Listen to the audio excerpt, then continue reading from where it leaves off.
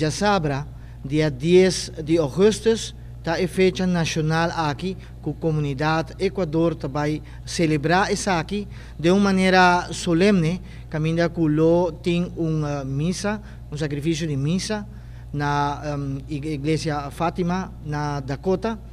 e assim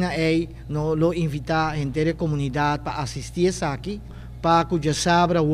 para a igreja Fátima na Dakota, para a celebração aqui de uma forma solene, uma forma de missa de gratitude para o grito de independência para nós romanos, nós pobisa da comunidade de Aruba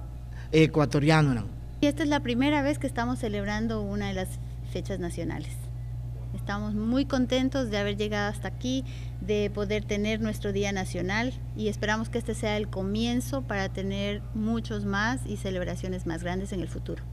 El grupo cívico Virgen del Quinche se formó como hace 8 años por un grupo de amigos que tenían mucha fe muy fuerte en la Virgen del Cisne, conocida con mucho cariño como la Churonita. Es una virgen que ha realizado muchos milagros y la comunidad ecuatoriana aquí en Aruba le tiene mucha fe. Y ese era el motivo por el cual el grupo se reunió y ha comenzado a celebrar la misa en veneración de la Virgen.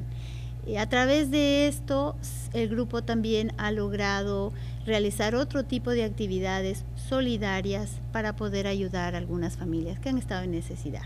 Y es por esto que se está realizando este reconocimiento, para que se incentiven y sigan siendo miembros, partícipes en la comunidad y pues en un futuro podamos realizar más actividades y podamos tener nuestros días cívicos y las actividades solidarias en mayor cantidad.